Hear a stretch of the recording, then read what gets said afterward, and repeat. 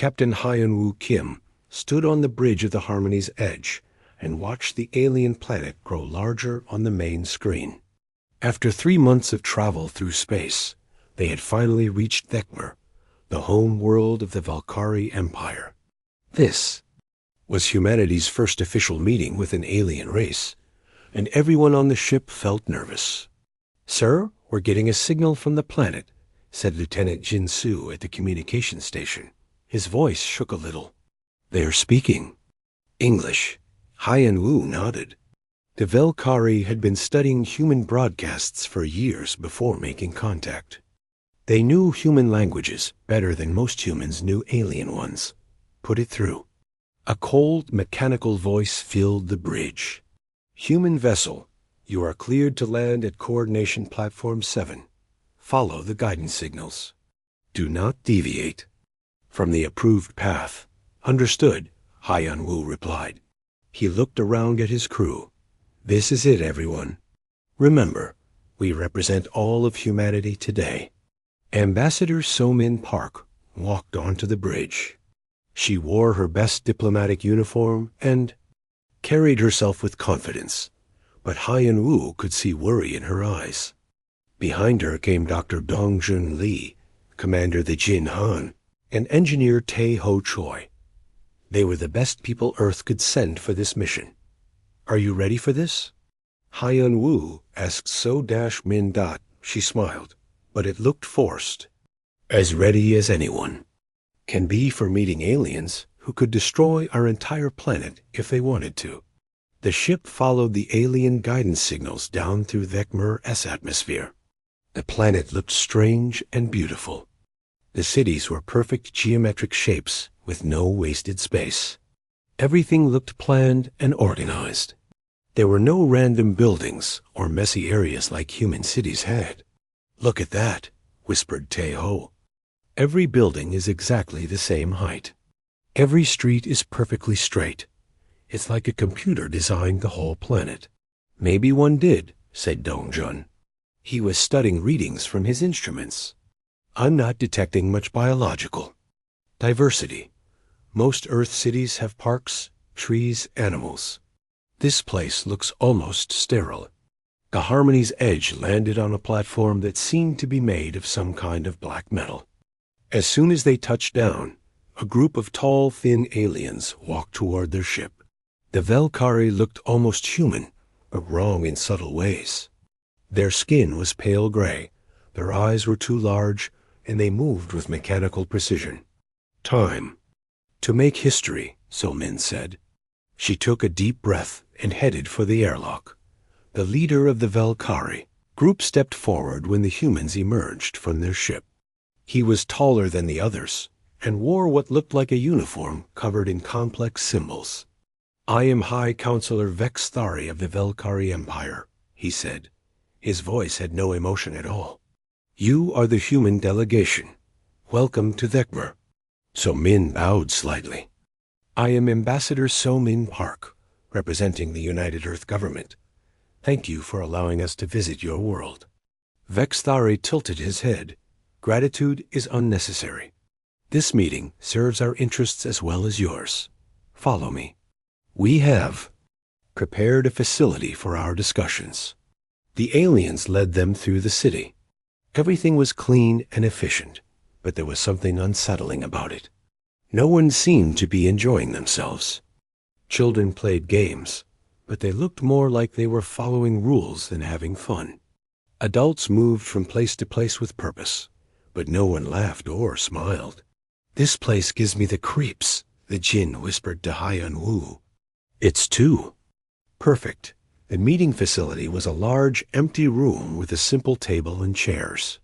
Everything was the same gray color as the alien's skin. Vex Thari gestured for the humans to sit. "Before we begin formal discussions," Vex Thari said, "we must address a fundamental difference between our species. Humans appear to make decisions based on emotional responses. This is inefficient. We have evolved beyond such limitations." So-min frowned. "Emotions aren't limitations. They help us understand what's right and wrong.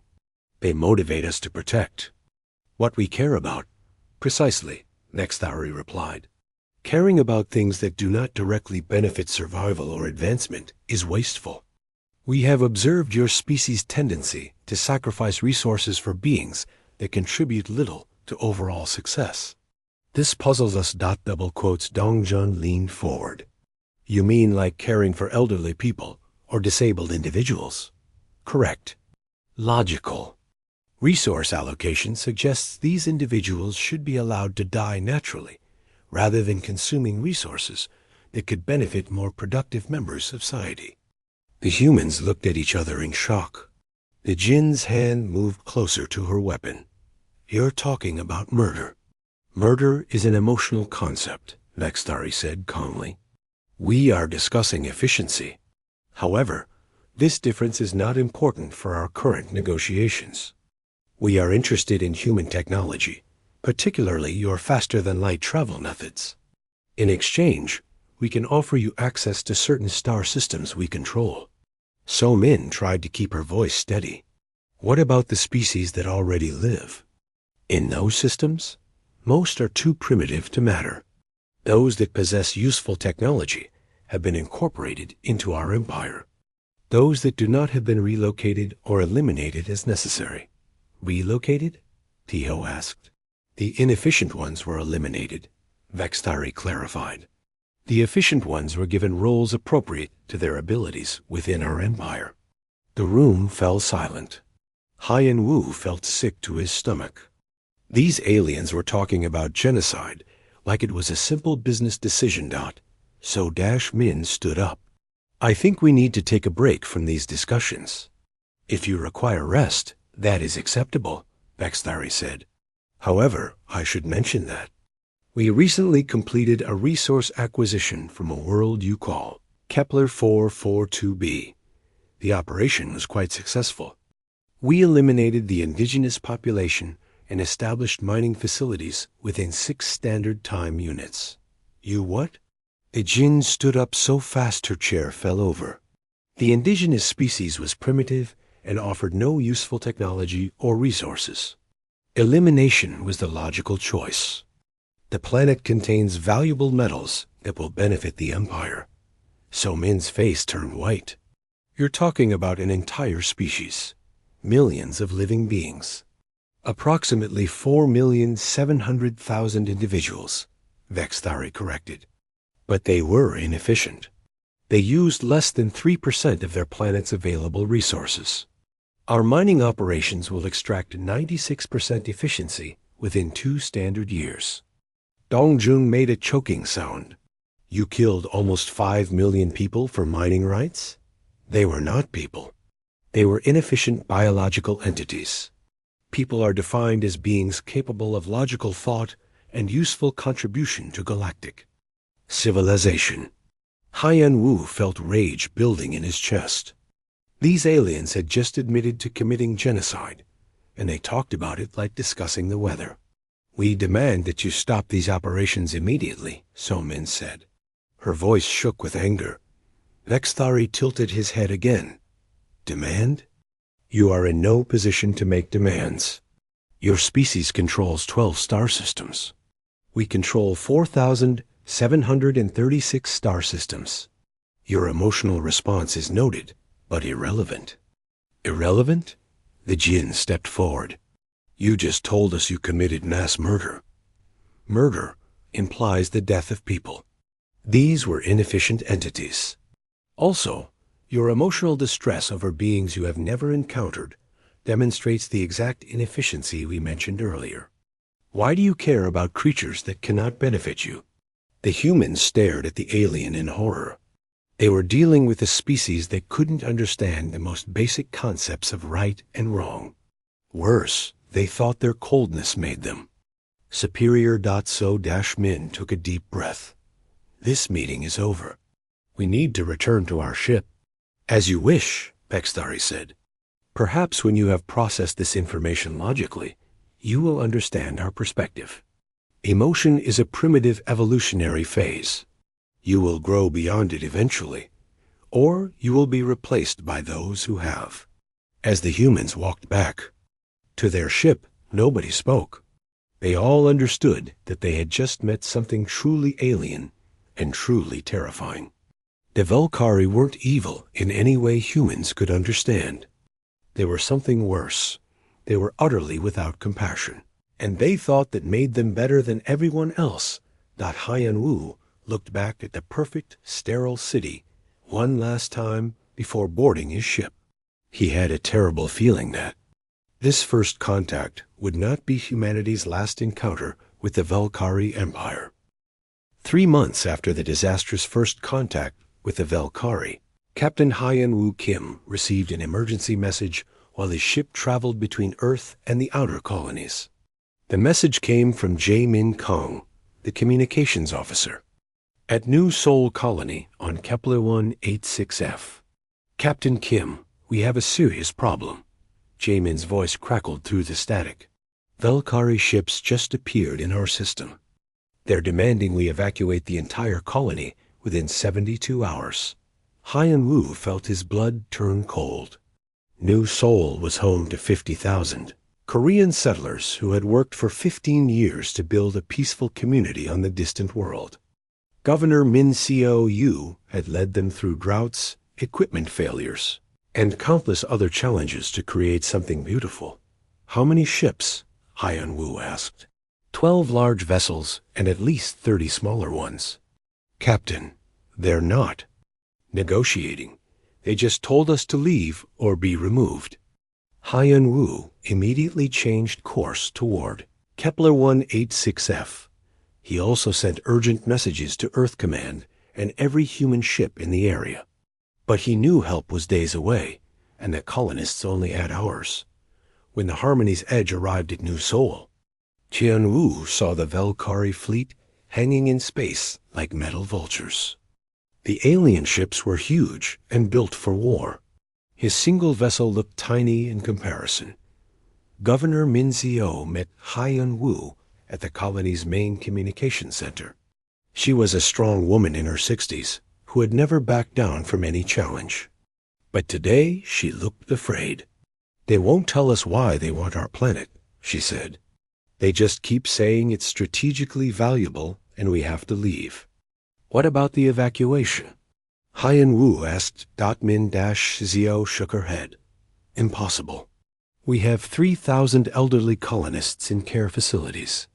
Another 800 are children too young to travel safely. Our transport ships can't carry everyone. And many of our people are too sick or frail to be moved quickly.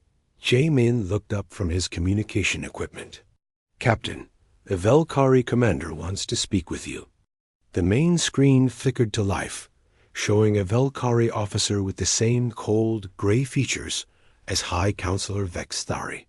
This one had different symbols on his uniform and scars across one side of his face.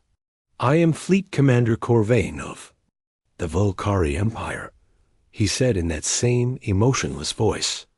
You command the human military vessel. You will order the evacuation of this planet immediately. These are civilians, Haiyan Wu replied. Many of them can't be moved safely in the time you've given us. We need at least 2 weeks to evacuate. Everyone properly. Corvain tilted his head exactly like Vexthari had done. 2 weeks is unacceptable. This system contains resources required by the Empire. Efficient extraction begins in 72 hours. People will die if you force them to leave that quickly, Governor Min Seo said, stepping into view of the camera. Death of inefficient individuals is acceptable, Corvain replied. Your species maintains too many unproductive members. This is wasteful. Leave the elderly and infirm behind. Take only productive adults and healthy children. The humans in the room stared at the screen in shock. Haiyan Wu felt anger rising in his chest. We don't abandon our people. Every life matters. This emotional attachment to inefficient individuals demonstrates the primitive nature of your species. Corvain said, logical beings would prioritize survival of the productive over sentiment toward the useless. Useless? Min Seo stepped closer to the screen. Those elderly people built this colony with their own hands. Those sick children are loved by their families. They're not useless. Love is an inefficient emotion that clouds judgment, Corvain replied. It prevents optimal resource allocation. Your attachment to these individuals will result in unnecessary death for your entire population. Haiyan Wu clenched his fists. What resources are so important that you need to destroy a peaceful colony? This planet contains rare earth metals in quantities sufficient to support 17 new fleet construction projects. The indigenous ecosystem also shows potential for pharmaceutical development. Your agricultural efforts have damaged the optimal extraction zones. Our farms feed 50,000 people, Jamin said. Those aren't damaged zones. They're homes. Homes can be rebuilt efficiently elsewhere. This planet will serve the Empire better as a resource extraction site than as a human settlement. The communication ended abruptly. Haiyan Wu stood in the silent room, trying to process what he had just heard. The Velkari were planning to destroy an entire human colony for mining rights, and they couldn't understand why anyone would object. Over the next day, Haiyan Wu tried every diplomatic approach he could think of. He offered to share the planet. He suggested alternative mining sites. He even offered to help the Velkari find uninhabited worlds with similar resources. Each time, Corvain responded the same way. The Empire had chosen this planet, and humans could leave or be removed. Maybe we should evacuate who we can, suggested Dr. He-Won from the colony's medical center. Save the people we're able to save? No, said Min-Seo firmly. We don't leave our family behind. That's not who we are. But if we stay, everyone dies, He-Won argued. If we run and abandon the elderly and sick, we become the kind of people the Velkari already think we are, Min-Seo replied. We become people who only care about the strong and healthy. I'd rather die human than live like them. As the 72-hour deadline approached, more human ships arrived. Captain Haiyan Wu now commanded a small fleet of 7 vessels against the Velkari's 42. It wasn't even close to a fair fight, but the humans refused to abandon their people. With 6 hours left in the deadline, Corvain contacted them again. Human Commander, our sensors indicate you have made no progress in evacuation. Do you require assistance in identifying which individuals are worth preserving? We're not leaving anyone behind, Haiyan Wu said. This decision lacks logic. You will sacrifice productive individuals to preserve unproductive ones. This demonstrates why your species remains primitive. Maybe you're right, Haiyan Wu replied. Maybe caring about everyone instead of just the useful ones makes us primitive. But it also makes us human. Your human identity will not survive orbital bombardment, Corvain said coldly. You have 6 hours to reconsider. When that transmission ended, Haiyan Wu contacted Admiral Sang-Ho An at Earth Command. Sir, I'm requesting permission to engage enemy forces in defense of New Sol Colony. There was a long pause before the Admiral replied. Captain, you're outnumbered 6-1. You can't win that fight. I know, sir.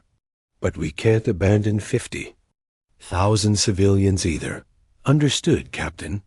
You have permission to engage. Earth Command is sending reinforcements, but they won't reach you for 4 days. Thank you, sir. As the deadline approached, something unexpected happened. The colonists began moving toward the planet's defense bunkers, but they weren't running away. Elderly farmers carry ammunition. Sick children helped load medical supplies. Teenagers who had never held weapons practiced with hunting rifles. What are you doing? Haiyan Wu asked Governor Min-Seo. If those aliens want our planet, they'll have to take it from us, she said. Every one of us.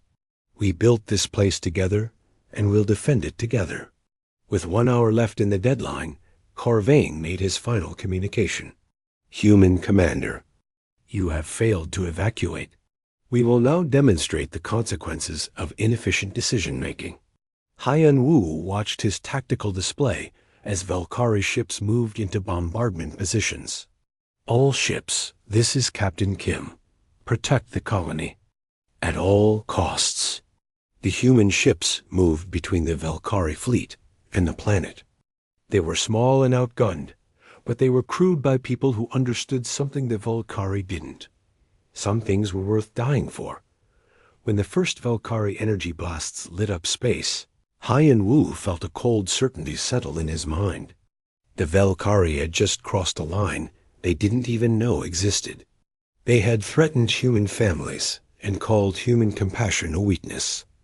They were about to learn the difference between logical efficiency and human determination. They were about to discover what happened when a species that cared about everyone decided to fight back.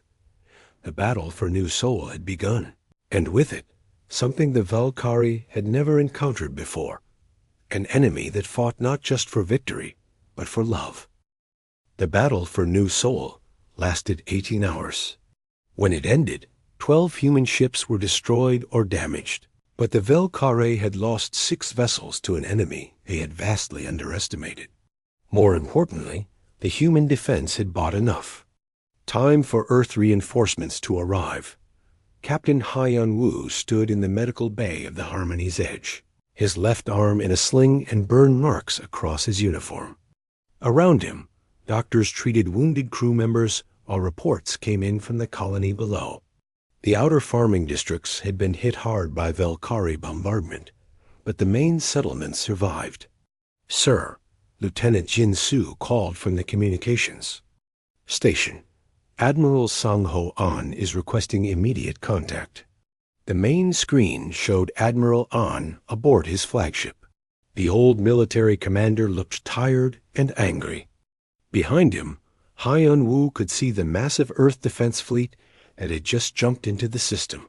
"Captain Kim, give me a full report," the admiral ordered. "The Valkyrie attacked civilian targets when we refused to abandon our people," Hyan Wu replied. They seemed genuinely confused about why we fought back. Their commander kept asking why we would risk productive individuals to save the elderly and sick. Admiral An's expression darkened. "They don't understand human nature at all, do they?" "No, sir. I think that might be our advantage." On the planet below, Governor Min-seo worked with her emergency teams to assess the damage. The alien bombardment had destroyed 3 farming communities and damaged the main water treatment facility. 47 colonists were dead, and hundreds more were injured. But something else had changed during the battle. The colonists had seen human ships fight impossible odds to protect them. They had watched their neighbors risk everything rather than abandon the weak. The attack had made them angry in a way the Valkyrie couldn't predict or understand. "We're not leaving," Min-seo told the admiral during the emergency council meeting. "This is our home. They attacked our families. We're staying and we're fighting back." While the humans organized their response, Dr. Mi Young Lim worked frantically in her laboratory on Earth. As humanity's leading expert on alien psychology, she had been studying every piece of Valkyrie communication since first contact. What she discovered was deeply disturbing. "Admiral, I need to brief you on something critical," she said during a secure video call. "I've been analyzing Valkyrie brain scans from our medical exchanges and their communication patterns. Their neural structure is fundamentally different from ours." "Different how?" Admiral An asked. "They've evolved without emotional processing centers. What we call feelings, empathy, compassion, love, anger. They literally cannot experience these things. Their brains have developed purely logical pathways. So they're naturally cold?" "It's more than that," Mi-young explained. "They can't understand cause and effect when emotions are involved. When humans fight harder after losing someone they love, the Valkyries see it as malfunction. When we risk our lives for others, they think we're broken." Dr. Ma-young pulled up brain imaging data on her screen. "Look at this. When a human sees suffering, these areas light up with activity. We feel pain, We want to help. We get angry at injustice. When a Velkari sees the same thing, these areas are completely dark. They process it like looking at a broken machine. Admiral An stared at the images. You're saying they're not evil. They're just ... empty? They think they're evolved beyond emotion. To them, caring about others is a primitive weakness that wastes resources. They've convinced themselves that eliminating emotion makes them superior. Meanwhile, on Jupiter Station, engineer Bo-Ra Song worked 20-hour days in the weapon development lab. The young scientist had lost friends in the new Sol attack, and her grief had transformed into focused determination. She barely slept, or ate as she pushed herself to find new ways to defend human colonies. The Velkari ships use predictable energy patterns, she told her research team. Their weapons, their shields, their engines, everything follows logical, efficient designs. Her assistant, Wu Jin, looked exhausted. That should make them easier to counter, right? Maybe, Bo-Ra said, studying the data. But their predictability might be their strength. They don't waste energy on fancy maneuvers or creative tactics. They just apply overwhelming force in the most efficient way possible. Bo-Ra worked through another sleepless night, driven by images of the destroyed farms. On New Sol, as she experimented with quantum weapon designs, she realized something important. Human emotions weren't just driving her to work harder. They were driving her to think in ways a purely logical mind never could. Wu Jin, look at this, she called excitedly. What if we don't try to be more efficient than them? What if we be completely unpredictable instead? She showed him her new weapon design. Instead of following logical energy patterns, it used controlled quantum chaos. The weapon would work differently every time it fired, making it impossible for logical minds to predict or counter. It's brilliant, Wu Jin said. But would anyone be crazy enough to build weapons that even we can't predict? Humans would, Bo-Ra replied with a tired smile. Because sometimes crazy is exactly what you need. Back in the new Sol system, the standoff continued. The Velkari fleet held position while more human ships arrived daily. Fleet Commander Corvain seemed genuinely puzzled by human behavior. Human Commander, he said during another communication with Admiral An, your species continues to send ships to defend a location of minimal strategic value. This demonstrates severe resource misallocation. This location has our people, Admiral An replied. That makes it valuable to us. The individuals on this planet contribute 0.2% of your species' total productivity. Logical analysis suggests abandoning them would benefit your civilization's overall efficiency.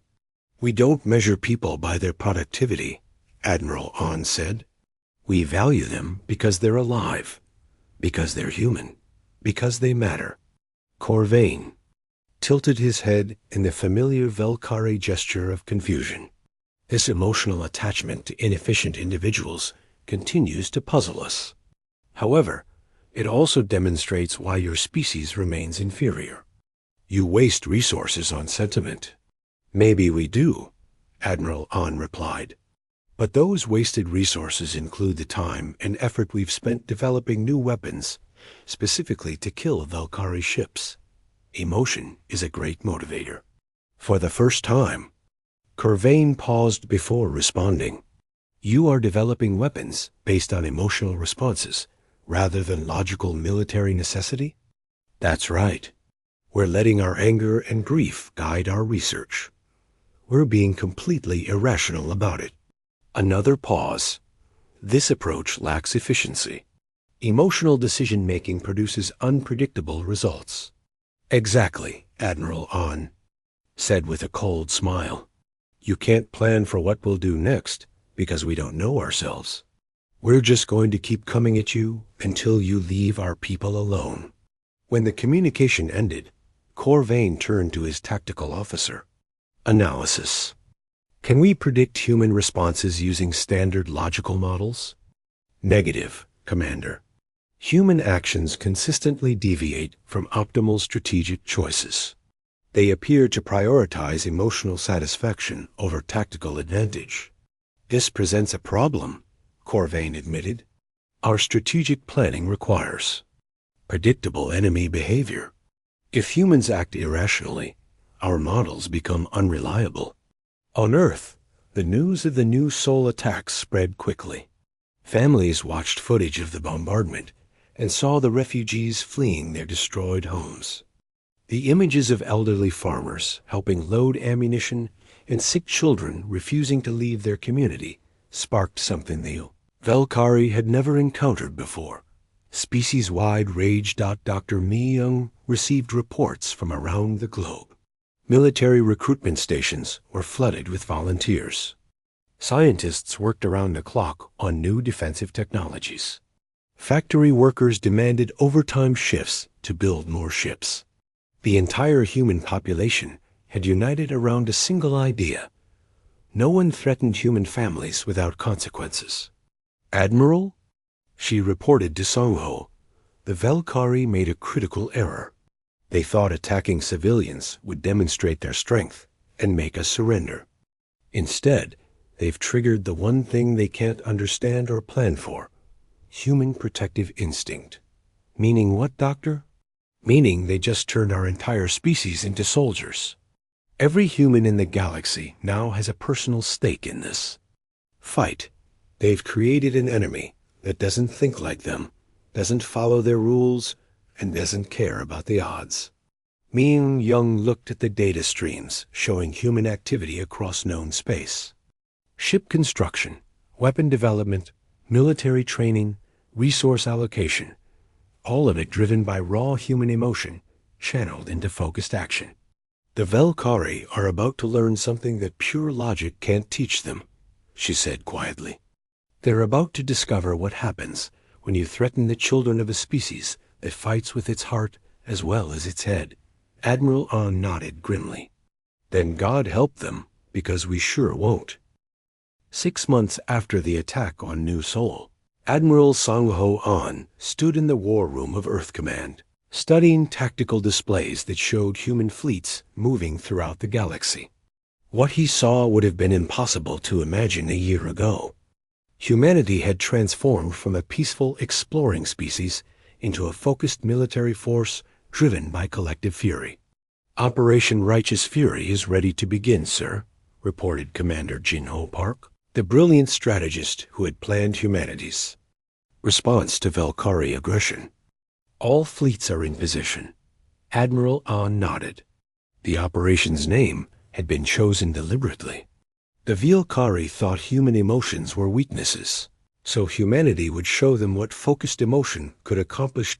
In the Kepler 442b system, where the Velkari had committed their first genocide, Captain Dayun Kim prepared her fighter squadron for attack. Dayun had lost her sister's family when New Sol was bombed, and her grief had transformed into something the Velkari couldn't understand: precision born from pain. Remember, she told her pilots over the communication system, they think we're too emotional to fight effectively. Let's show them what human emotion looks like when it's properly motivated. Her fighter, painted with the names of New Sol's dead, screamed through space toward the Velkari mining stations. The aliens had calculated that human attack patterns would follow standard military doctrine: logical, predictable, efficient. Instead, they faced pilots who flew like they had nothing to lose and everything to prove.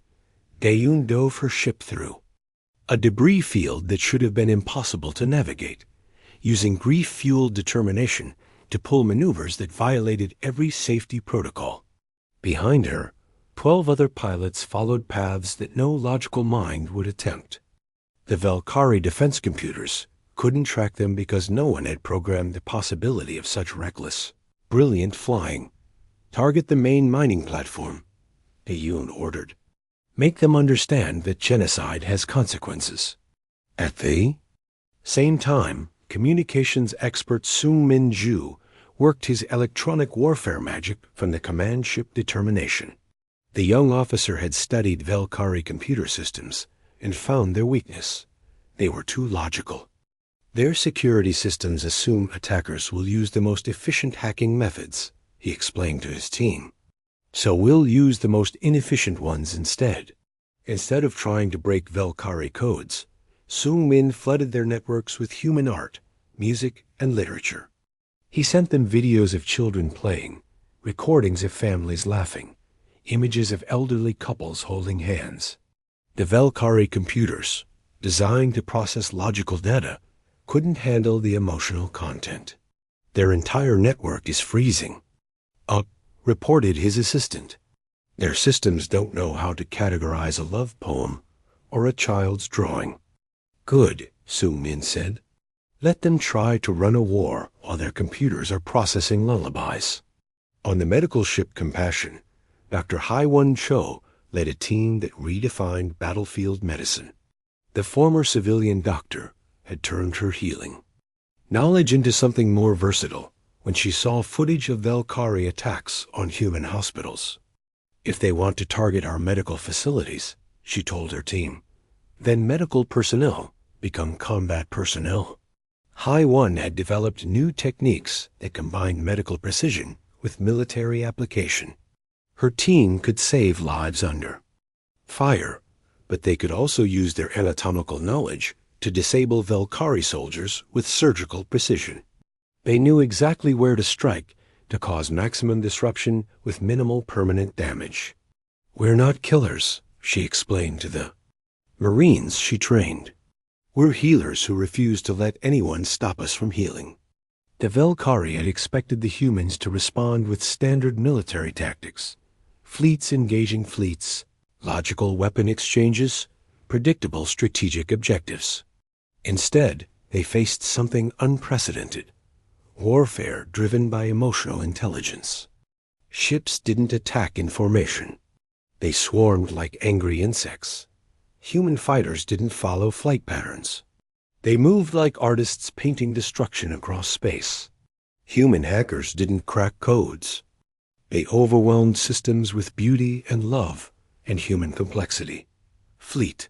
Commander Corvain found himself fighting an enemy that his tactical computers couldn't model. Every time his analysts predicted human behavior, the humans did something.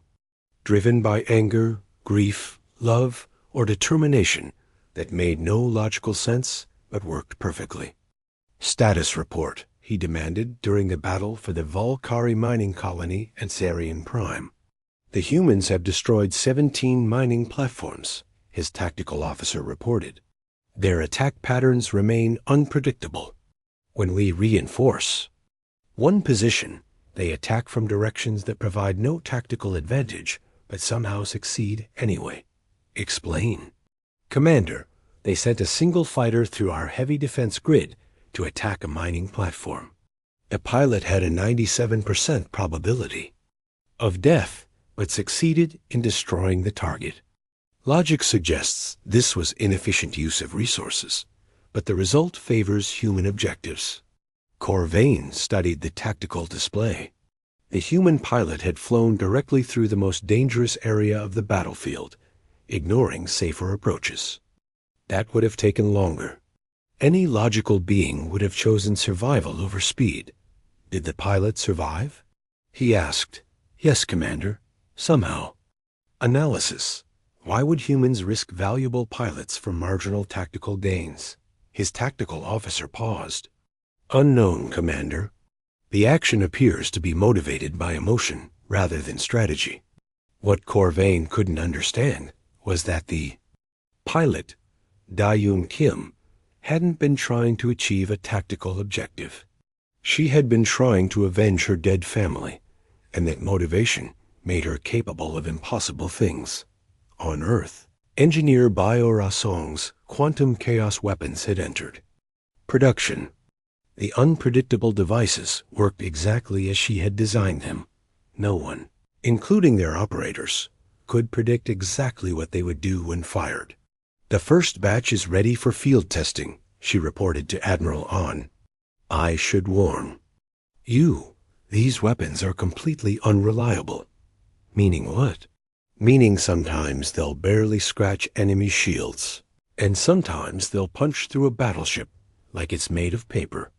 We never know which until we pull the trigger. Perfect, Admiral Ahn said. Deploy them immediately. The quantum chaos weapons turned space battles into something the Velkhari couldn't comprehend. Their shields, calibrated to stop predictable. Energy weapons proved useless against devices that changed their output randomly. Their tactics, based on known weapon capabilities, fell apart when facing armaments that even their users didn't fully understand. Human weapons continued to operate outside normal parameters, reported the Velkhari tactical officer. We cannot develop effective countermeasures against devices that function unpredictably. This violates basic engineering principles, Corvain replied. Effective weapons require consistent performance. Agreed, Commander. Yet human weapons achieve battlefield success despite this inefficiency. As the battles raged across multiple star systems, something else was happening that the Velkhari noticed but couldn't explain. Human military performance was actually improving. During combat, pilots flew better when they were angry. Soldiers fought harder when defending something they loved. Engineers worked faster when motivated by grief. Dr. Mio Lim tried to explain this to the Velkhari during a brief diplomatic communication. Your species seeks to eliminate variables, she told High Counselor Vexthari. You want everything predictable and controlled, but humans use variables as fuel. Our emotions make us stronger, more creative, more determined. Emotion creates inefficiency, Vexthari replied. Logical analysis confirms this. Your logical analysis is missing something, Myung said. You're measuring immediate efficiency while ignoring long-term capability. A human driven by love can accomplish things a logical being would consider impossible. Impossible achievements remain impossible regardless of motivation. Then explain how we've destroyed 47 of your facilities in 6 months when you calculated we had only a 12% chance of destroying even one. For the first time in their conversation, Vexthari paused before responding. The Velkhari Empire's strategic computers had predicted easy victory over the humans. Instead, they were losing ground to an enemy that fought with weapons that shouldn't. Work using tactics that violated military logic, driven by emotions that the Velkhari couldn't process. Human behavior continues to deviate from predicted parameters, Vexthari finally admitted. Because you can't predict what someone will do when they're fighting for their children, Myung replied. You can't calculate the determination of a species that refuses to abandon their elderly. You can't model the creativity of engineers, working 18-hour days because they're angry about injustice. Admiral Sang-ho watched the tactical displays showing human victories across the galaxy. Every success had been achieved through the kind of emotional thinking the Velkhari considered primitive. Pilots succeeded because they fought with personal stakes. Engineers innovated because they were motivated by love and loss. Soldiers held impossible positions because they were defending something worth dying for. Sir, Commander Jinho reported, we're ready for the final phase of Operation Righteous Fury. Admiral Sang-ho nodded. The Velkhari had wanted to teach humanity about logical efficiency. Instead, they were about to learn what happened when a species that fought with its heart. The human fleet appeared at the edge of the Vecmer system like an impossible nightmare. Admiral Sang-ho Ahn commanded 300 ships, but that wasn't what made the Velkhari Defense Forces panic. It was the way the human fleet moved, not in logical formations, but in patterns that seemed driven by pure emotion. All ships, this is Admiral Ahn, his voice echoed across the communication channels. Remember why we're here. We're not conquerors. We're teachers. Today, the Velkhari learn what they should have understood from the beginning. On the assault ship Retribution, demolitions expert Yujin Bei made final preparations for the most important mission of his life. Yujin had lost his wife and 2 young children in the new Seoul bombardment. His grief had transformed into something focused and terrible, the determination to make the Valkyrie understand loss. "Are you sure about this plan?" asked his second-in-command, Sergeant Kyung-ho. "Targeting their ecosystem instead of their military seems ... Seems what?" Yujin asked quietly. "Cruel? Unfair? Like something they'd do to us?" Kyung-ho fell silent. Everyone knew what had happened to Yujin's family. "The difference," Yujin continued, "is that we're giving them a chance to understand. We're not committing genocide. We're teaching them what loss feels like." The quantum chaos weapons that Boara Song had developed were loaded into specialized delivery systems. These weren't designed to destroy buildings or kill people. Instead, they would disrupt the carefully maintained ecological balance that kept Vekmer's perfect environment stable. High Counselor Vexthari stood in the primary command center, watching human ships approach his homeworld. For the first time in his long life, he felt something his species had evolved beyond: uncertainty. "Status of planetary defenses?" he asked. "All systems operational," reported the tactical officer. "However, human attack patterns remain unpredictable. Our defensive calculations may be insufficient." "Insufficient how?" "Commander, our models assume enemies will target military installations, government facilities, or population centers. Human behavior suggests they may attack targets we have, not considered strategically relevant." On the Retribution, Yujin led his strike team toward the planet's surface. Their target wasn't the capital city or any military base. Instead, they were heading for the Environmental Regulation Center that controlled Dikmer's weather, water, systems, and atmospheric processors. Remember, Yujin told his team, "We're not destroying the systems. We're introducing chaos into them. We want the planet to experience unpredictability." The strike team landed near the facility without resistance. The Valkyrie had concentrated their defenses around logical targets, never imagining that humans would attack something as non-military as environmental controls. Inside the facility, Yujin found exactly what he expected: perfect systems running with mathematical precision. Every temperature reading was optimal. Every rainfall pattern was calculated for maximum efficiency. Every atmospheric composition was balanced to precise specifications.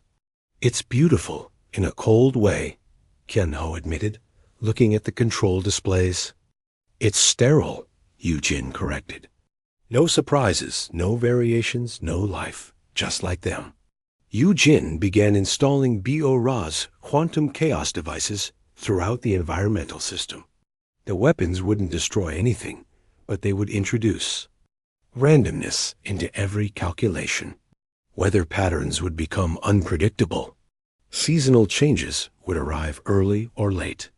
Perfect efficiency would be replaced by chaotic beauty. While Yujin worked on the planet's surface, Captain Daeun Kim led fighter squadrons against the orbital platforms that monitored Dikmer's space. These platforms were the Valkyrie's eyes and ears, their early warning system against threats. "Target the sensor arrays," she ordered her pilots. "Make them blind to what's coming." Daeun's fighters screamed through space toward the largest monitoring station. Valkyrie defensive fire filled the void around her, but she flew through it like she was dancing with death. Her grief for her lost family had become something else, a fierce joy in combat that the logical Valkyrie couldn't understand or counter. "You calculated wrong," she whispered as her weapons destroyed the station's primary sensors. "You can't predict what someone will do when they've got nothing left to lose." On the command ship, Admiral Sung-ho received reports from across the system. Human forces were systematically targeting everything that made Valkyrie civilization run smoothly: communication networks, transportation hubs, resource distribution centers, and environmental controls. Sir, reported Commander Jinho, the Velkari fleet is trying to respond, but they can't figure out our priorities. They keep reinforcing targets we're not attacking. Good, Admiral Song-ho replied. Let them try to logic their way out of emotional warfare. High Counselor Vexthari watched his perfect world begin to fall apart. Human attackers weren't following any strategic pattern he could recognize. They seemed to be targeting systems specifically to create inconvenience and uncertainty, rather than to achieve military objectives. Analysis request, he said to his tactical computer. Determine human strategic objectives. Unable to determine objectives, the computer replied. Human targets appear to be selected for maximum disruption to civilian life rather than military advantage. For the first time in his species' recorded history, Vexthari felt something approaching confusion. Why would an enemy waste resources making life uncomfortable instead of ending it efficiently? The answer came 6 hours later when Eugen's quantum. Chaos devices activated throughout Vecnar's environmental systems. The planet's perfect weather began to change. Unexpected rain fell in desert regions. Snow appeared in tropical zones. Atmospheric pressure fluctuated randomly. The Velkari population, which had lived for thousands of years in perfect environmental control, suddenly faced something they had never experienced: unpredictability. The environmental systems are malfunctioning, reported the chief science officer. Correction, they are not malfunctioning. They are operating in ways we cannot predict. Vexthari stared at the displays showing chaotic weather patterns across his homeworld. Explain how weather systems can function unpredictably. The humans have introduced random variables into our control mechanisms. Our systems still work, but they no longer produce consistent results. As days passed, the changes intensified. The Velkari found themselves experiencing something their species had eliminated millennia ago: adaptation to uncertainty. They had to carry protective gear because they couldn't predict the weather. They had to store extra food because delivery schedules became unreliable. They had to make backup plans because their primary systems no longer guaranteed success. 4. The first time in their species' history, the Velkari were learning to live with variables they couldn't control. Captain Hyun Woo, now commanding the diplomatic vessel New Understanding, requested communication with the Velkari leadership. High Counselor Vexthari, he said when the connection opened. Do you understand now? Vexthari looked older than he had during their first meeting. The uncertainty on his planet had affected even him. You have made our world unpredictable. This serves no logical military purpose. You're right, Hyun Woo agreed. It serves an emotional one. We wanted you to understand what you've been taking from other species. Clarification required. You've been destroying worlds that had their own perfect balances. Species that had adapted to their environments over thousands of years. You wiped them out because their systems seemed inefficient to you. Vexthari was quiet for a long moment. Around him, his staff dealt with reports of weather-related problems, transportation delays, and system uncertainties that their logical minds struggled to process. The indigenous species on destroyed worlds experienced this, he finally asked. They experienced worse, Hyun Woo replied. They experienced death. But before they died, they experienced the terror of watching their perfect world become chaos. Just like you're experiencing now. For the first time in Velkari history, Vexthari felt something approaching empathy. The random weather on his planet was merely inconvenient, but it was showing him what loss of control felt like. If his people were struggling with simple unpredictability, how much worse must it have been for species facing complete destruction? We did not understand, he said quietly. No, you didn't. And because you couldn't understand, you thought understanding was unnecessary. You thought emotional attachment to places and people was weakness. Dr. Mi Young Lim's voice joined the communication from her research ship. High Counselor, Your species evolved to eliminate emotional processing because you saw it as inefficient. But emotions aren't just feelings. They're information systems that help species understand value beyond immediate utility. Explain. Love tells us what's worth protecting. Grief tells us what we've lost. Anger tells us when something is wrong. Fear tells us what to avoid. These aren't weaknesses. They're guidance systems for making decisions about things that matter. Vaxthari looked around his command center, at his staff, struggling with unprecedented uncertainty. They were learning to make decisions without complete information, to plan for multiple possibilities, to value stability because they had experienced its absence. Our homeworld is now unpredictable, he said. Yes, Admiral Sang Ho replied, joining the communication. But it's not destroyed.